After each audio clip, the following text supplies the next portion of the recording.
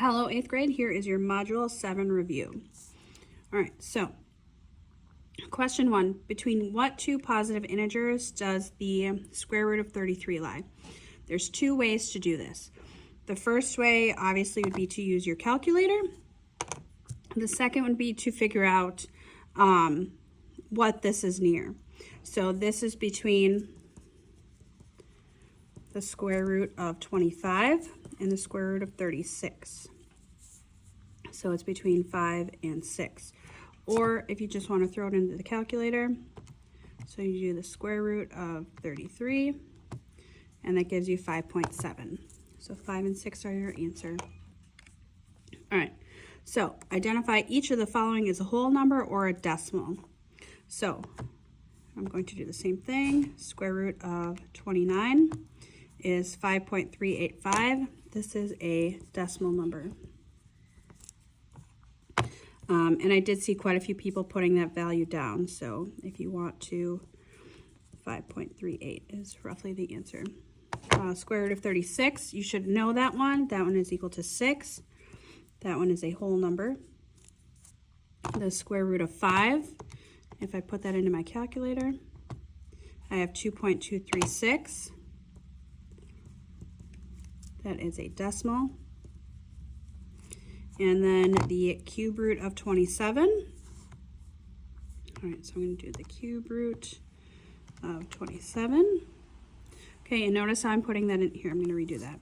So if you have this TI30X2S, you're going to do 3, second, the caret button, because this down here is to do any sort of root, parentheses, 27, another parentheses. So that's how you have to put it into your calculator in order for you to get the correct answer. So I'm going to press equals, and I get 3. So this is equal to 3. So this is a whole number. All right, so then you're going to order these from least to greatest. So what I would prefer you do is to use these values, but you can also use these values. So the square root of 5 goes first. Hi. Good night. The cube root of 27 goes next. The square root of 29 and the square root of 36. If you're doing them as their actual values, you would have 2.2, 3, 5.38, and 6. All right, so we are going to circle the greatest number in each of the following pairs. If they are the same, state that they are the same. So I have 8 and I have the square root of 60. So if I take the square root of 60, that gives me 7.7. So 8 is the greater number. All right, here I have 4 and the square root of 26. If I'm using what I already know, the square root of 25 is 5. So if I do the square root of 26, I should have something a little bit bigger than 5, which is 5.09. So that one is larger. All right, so then the cube root of 64, oops, sorry, calculator yelled at me because I put it in wrong, is 4. And then you should all know the square root of 16 is 4. So these are the same. All right. Then the cube root of 125 is 5. So I'm going to write 5 underneath that. And the square root of 30 is 5.4. So square root of 30 is larger. All right, so this one I know a couple of people asked me about. So here I have a negative on the outside. So if you remember, the square root of a number is always positive. But since this negative is outside, it's going to be, you're going to add it after the number. So if I take the square root of 42, that gives me 6.4. So then that becomes a negative 6.48. 6.48 is closer to 0, which means it's greater. So the square root of negative 42 is larger.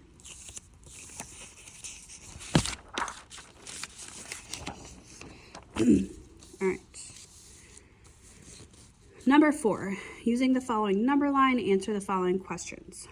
So, question A says, between which two labeled points on the number line would the square root of 5 be located?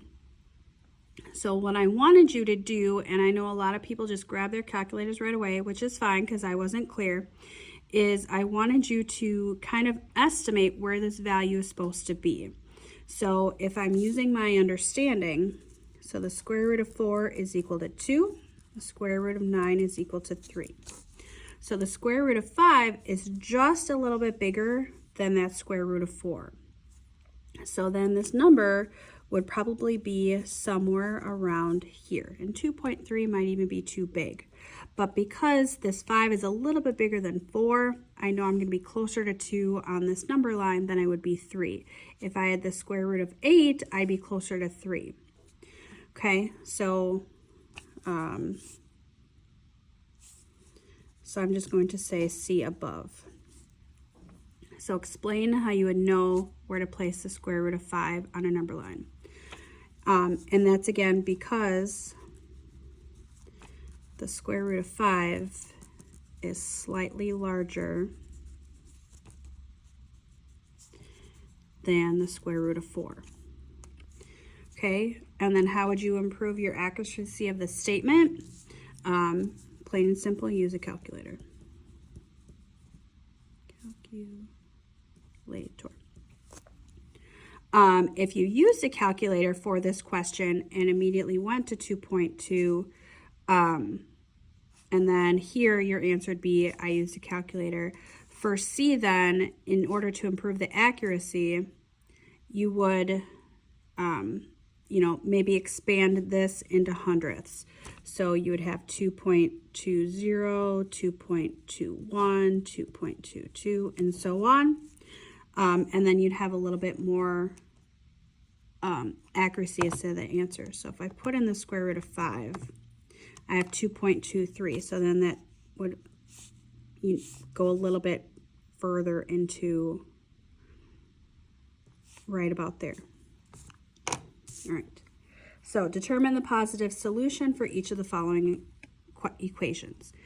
So again, you're just taking either the square root or the cube root. So in order to get rid of this 2, I have to take the square root of both sides. So this symbol and that 2 go away. So then all I have to do is take the square root of 121, which is something I hope you already know. I will get 11, is 11. So x equals 11. So that's what you're doing for here. So you're doing the same thing here. So I'm going to take the cube root of both sides. So then x is going to equal, so 3x parentheses 1,000 parentheses gives me 10. So x equals 10. For C then, you have to do a little bit extra work. So I have 17 plus x squared equals 42. Because this isn't by itself, I need to solve for it. So I'm going to subtract 17 from both sides. So I have x squared equals 25. Now I can take the square root of both of those. So I take the square root, this symbol and that symbol cancel, x equals 5. So that's how you solve for that one. All right. Question 6, is a triangle with the side lengths 7 inches, 24 inches, and 25 inches a right triangle? Explain your answer. So we're using the Pythagorean theorem to figure this out. So I have a squared plus b squared equals c squared. And if you remember, my longest side is always my hypotenuse. So I'm going to put these values in and see if they match. So I have 7 squared plus 24 squared equals 25 squared. So 7 squared is 49. 24 squared is 576, and 25 squared is 625. So I have 49 plus 576, so 625 is equal to 625. Yes, it is a right triangle, because the Pythagorean theorem works.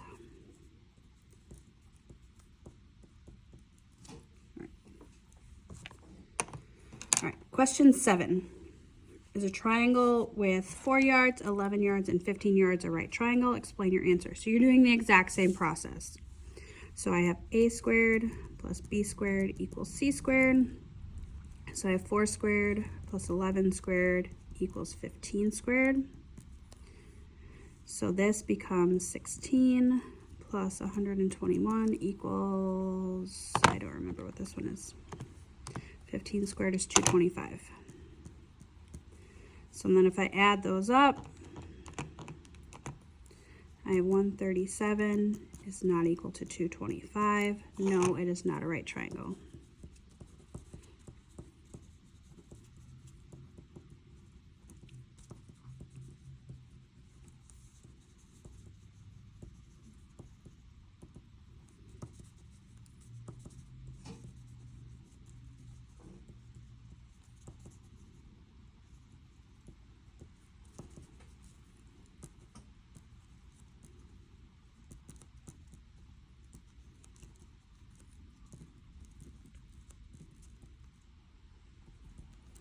So what I said was no, it is not a right triangle because using the Pythagorean theorem, the legs don't equal the hypotenuse. All right, let's move over to question 8. The area of the right triangle shown is 30 feet squared. So in here, I have 30 feet squared. The segment XY has a length of 5. So this right here is 5. Find the length of the hypotenuse. So when we're finding area, so if I do area of a triangle, I'm going to do length times width divided by 2. So I can replace that and solve for my side. So I have 30 equals 5 times W divided by 2. So I'm going to multiply both sides by 2 to get rid of that. So I have 60 equals 5W divided by 5. So W equals 12. So this side then is 12. So then what we have to do is we have to figure out this side right here. So I'm going to do my Pythagorean theorem, which is a squared plus b squared equals c squared. I have 5 squared plus 12 squared equals c squared. So this is 25 plus 144 equals c squared. 169 equals c squared. If I take the square root of both of those, I have 13 equals c.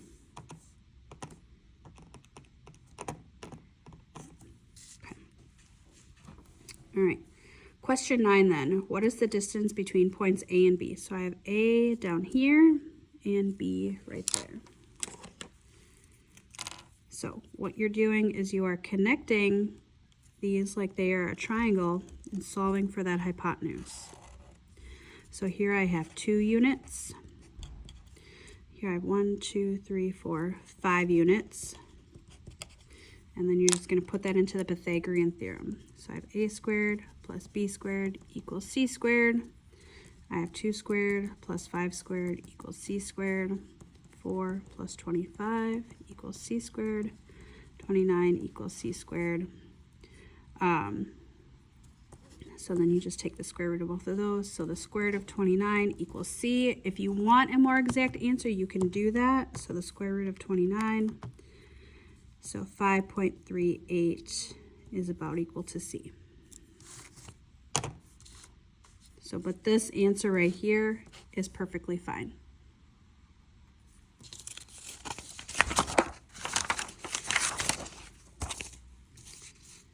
All right, number 10.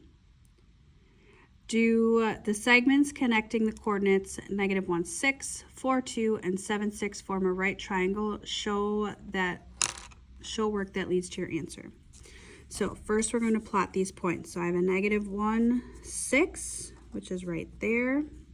And I'm just going to label these A, B, C. B then is going to be 4, 2, 4, 2, that's B, and 7, 6 is right there. And then if I connect these,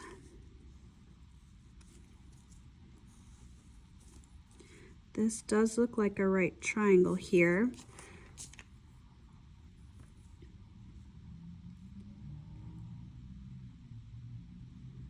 But this isn't a straight line, so it'd be difficult. So the angle would actually have to be here.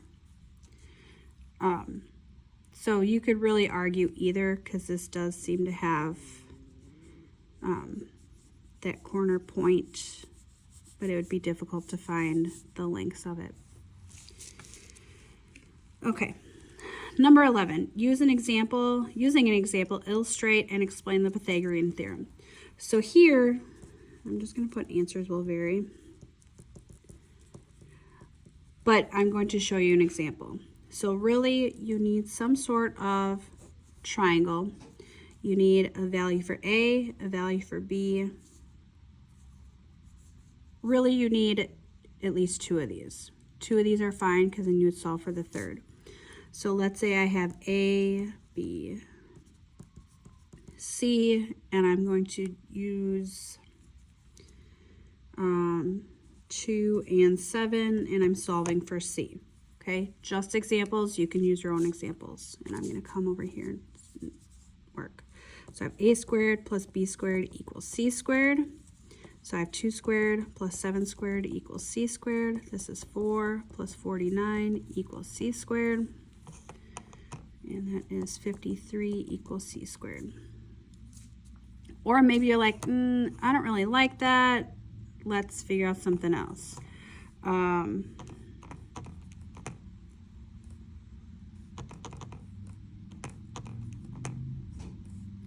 So you can kind of play around with the numbers. So if you know what your squared numbers are, you can play around and figure out if there's a value that will work together and give you nice numbers. I don't think I picked very nice numbers. Let's see.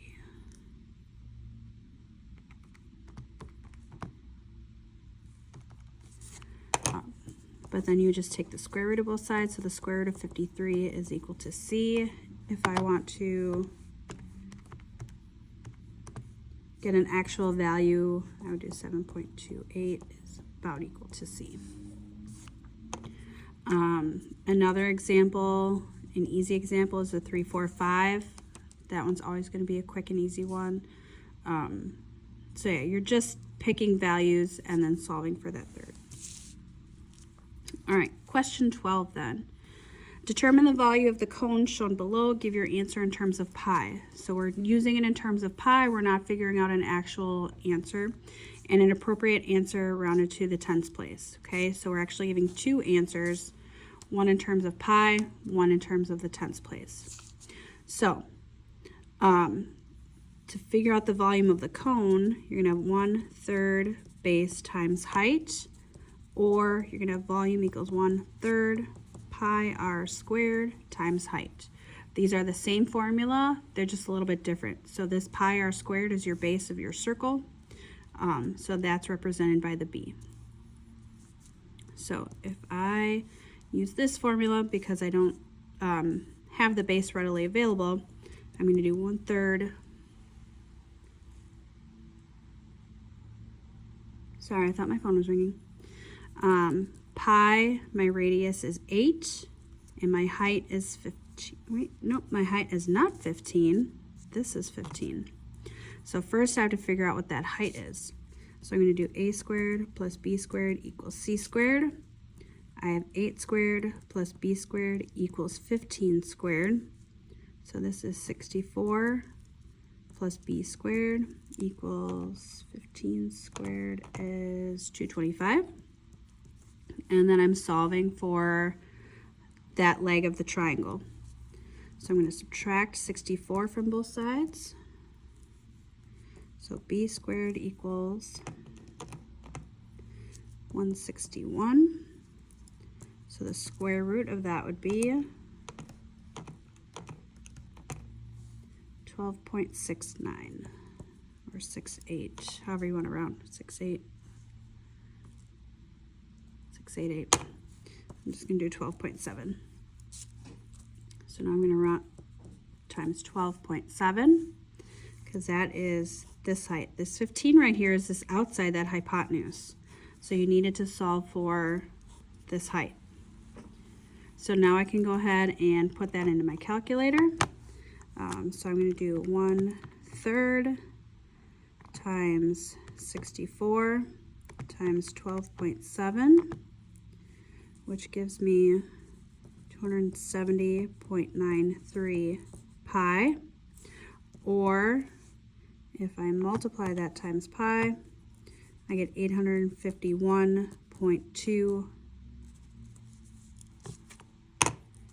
millimeters cubed. So this is in terms of pi, and this is rounded. And you might get a little bit different depending on how you rounded here, or if you used fractions.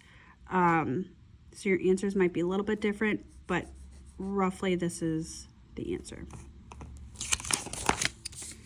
All right, last question. The distance between the 2 points on the surface of the sphere shown below is 10 inches. So here I have 10 right here. This is the chord. Determine the volume of the sphere. Give an answer in terms of pi and an appropriate answer rounded to a whole number. So first we have to figure out, and I apologize, I just realized I didn't give you the formula for that. We have to figure out what this radius is, because the radius is going to determine what is going to determine our values for that formula. Just pulling up that formula really quick.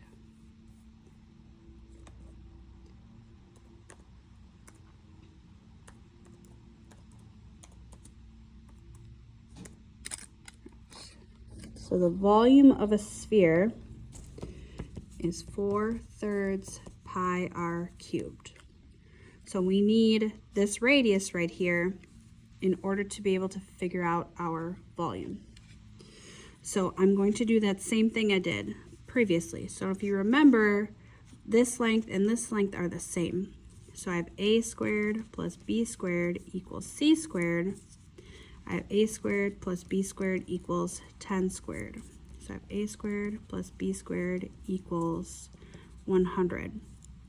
So here I have two, so these are essentially the same. So I'm actually going to make them 2a squared equals 100. So I'm going to divide both of these by 2. So I have a squared equals 50. So that is because I have two of these.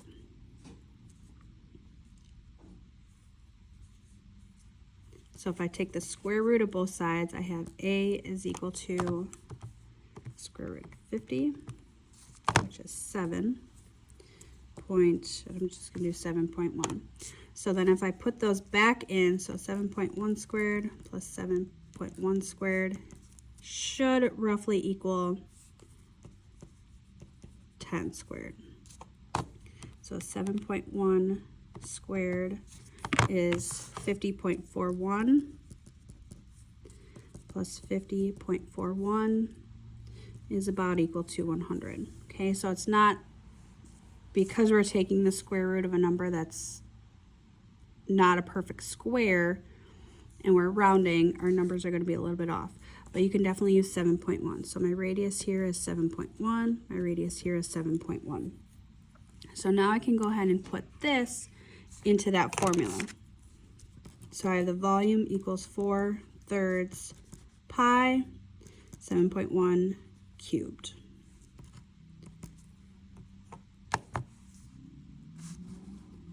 All right, so again, I'm going to put it in terms of pi and a number rounded to a whole number. So I'm going to do 7.1 to the third, depending on which calculator you have. You might have to do the caret, times 4 divided by 3, or 4/3. So that gives me 477.21 pi, because I didn't add pi in yet.